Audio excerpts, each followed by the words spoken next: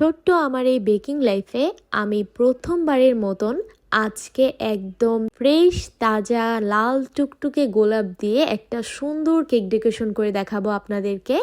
আর এই কেকটা কিন্তু একজন মেয়ে তার মায়ের বার্থডে উপলক্ষে নিয়েছিল। আর সব কিছু মিলিয়ে মানে একদম পুরোপুরি স্পেশাল একটা কেক আপনাদের সাথে আমি শেয়ার করতে যাচ্ছি। আশা করছি আমার আজকের এই ডেকোরেশন ভিডিওটা আপনাদের কাছে অনেক বেশি ভালো লাগবে। আর আমি কিন্তু আমার প্রতিটা ভিডিওতেই খুঁটিনাটি অনেক ধরনের টিপস শেয়ার করি। আপনারা যারা আমার ফুল ভিডিওগুলো দেখেন, আমার মনে হয় যারা একদম বেকিং লাইফে নতুন আছেন তারা কিছুটা হলেও আমার ভিডিও দেখে উপকৃত হয়েছেন বা হচ্ছেন। তো যাই হোক, সেই জন্যই মূলত আপনাদের কাছে অনুরোধ থাকবে আমার আজকের এই ভিডিওটাও না টেনে একদম শেষ পর্যন্ত দেখবেন। আর ভিডিওটা ভালো লাগলে প্লিজ আমার ছোট্ট পেজটি ফলো দিতে একদমই ভুলবেন না। আর আপনারা যারা আমার ইউটিউব চ্যানেল থেকে দেখবেন তারাও অবশ্যই আমার ছোট্ট চ্যানেলটি সাবস্ক্রাইব করে যাবেন। তো যাই হোক, বেশি কথা না বাড়াই, আজকে এখন বলি আমার এই কেকের ডিটেলসটা। আমার আজকের এই কেকটা ছিল মূলত 3 পাউন্ডসের একটা স্কোয়ার শেপের কেক। আর আজকের এই কেকটার ফ্লেভার ছিল হাফ হোয়াইট ফরেস্ট আর হচ্ছে হাফ ব্ল্যাক ফরেস্ট। তো কেকটা যেহেতু 3 পাউন্ডসের ছিল আমার একটু করতে কষ্টই হয়েছে, কারণ এরকম অর্ধেক কেক মানে দেখা গেছে 1.5 পাউন্ড করে আমি এখানে 2টা ফ্লেভার করেছিলাম, যেই কারণে করতে আমার বেশ একটু নাকানি চুপানি খেতে হয়েছে।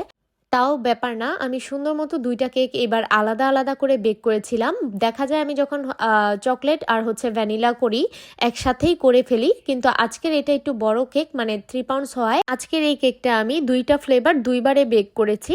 আর এরপর আমি কেকটাকে একটু কেটে কুটে পুরোপুরি সুন্দরভাবে আমার বোর্ডের উপর সেট করে নিয়েছি। আর এরপর আমি ফুল কেকটাকে এখানে অফ হোয়াইট কালারের সাহায্যে একদম ফুল ফিনিশিং দিয়ে নিয়েছি। আর এরপর যেটা করেছি, আমি কেকের উপরে আর কেকের সাইডে একটা ব্রেড নাইফের যেই ডিজাইনটা থাকে আর কি, কাটা অংশটা, সেটা দিয়ে এরকম একটু জিগজ্যাগ ডিজাইন করে নিয়েছিলাম। আর এরপর দেখতেই পাচ্ছেন একটা ছোট্ট স্টার নোজেলের সাহায্যে আমি এখানে সুন্দর মতো কেকটাতে বর্ডারও দিয়ে নিচ্ছিলাম। যদিও আপুর রেফারেন্স পিকচারে এই বর্ডারটা ছিল না, তবে আমার কাছে কেন জানি ওই বর্ডারটা দেখতে ভালো লাগছিল না, তাই আমি আমার মন মতো করেই দিয়েছি। আর এখানে উপরে যে 2টা আমি বর্ডার করলাম, এখন এই 2টা বর্ডারও ছিল না, কিন্তু আমার কাছে মনে হচ্ছিল বর্ডার যদি আমি 2টা দেই তাহলে বেশ মানাবে। আর সত্যি কথা বলতে আমার ওই রেফারেন্স পিকচার থেকে আমার এই কেকটা মনে হয়েছে মোটামুটি বেশ ভালো একটা আউটলুক আমি আনতে পেরেছি। তো যাই হোক, অনেকে আবার বলবেন নিজের কাজ নিজেই প্রশংসা করে, তবে আমি এরকমই, যদি জিনিসটা সুন্দর হয় তাহলে কেন সুন্দর বলবো না বলেন। তো যাই হোক, এই যে দেখেন এখন হচ্ছে আমার কেকের মেইন ডেকোরেশনের জিনিস নিয়ে আসছি।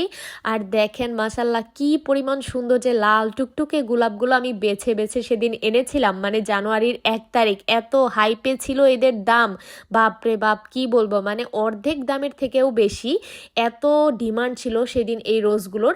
তবুও আমি খুব সময় নিয়ে বেছে বেছে আপুর জন্য সুন্দর করে কয়েকটা গোলাপ নিয়ে এসেছি। আর এই যে দেখেন, এরপর আমি কেকের মধ্যে যেরকম ছিল রেফারেন্স পিকচারে বসানো, আমি ওইরকমভাবে সুন্দর মতো গোলাপগুলো বসিয়ে দিচ্ছিলাম। আমি এখানে উপরে 5টা গোলাপ বসিয়েছি আর নিচে একটা গোলাপ ছিল বর্ডারে এক কোনায় আর কি। তো আমার কাছে কেকের আউটলুকটা অনেক বেশি সুন্দর লেগেছে। আর পাতাগুলো দেওয়ার পর সত্যি কথা কি বলবো, মানে একদম কেকের যে একটা ন্যাচারাল ভাইব ফুটে উঠেছিল সেটা অনেক সুন্দর লাগছিল। দেখা যায় যে প্রতিটা কেকেরই এক একটার মধ্যে এক এক রকম সৌন্দর্য থাকে, তো এই কেকটা একদম আমি বলবো কুইন ভাব দিচ্ছিল। আর আপুর মায়ের জন্য কেকটা নিয়েছিলেন, সেই তো আমি আরও স্পেশাল করার চেষ্টা করছিলাম কেকটা আমার দ্বারা যতটুকু সম্ভব আর কি। তো আলহামদুলিল্লাহ এই কেকের রিভিউ আমি অনেক বেশি ভালো পেয়েছি। আর এই যে দেখতে পাচ্ছেন লাস্টলি আমি কিছু সুগার বল এখানে অ্যাড করে নিয়েছি।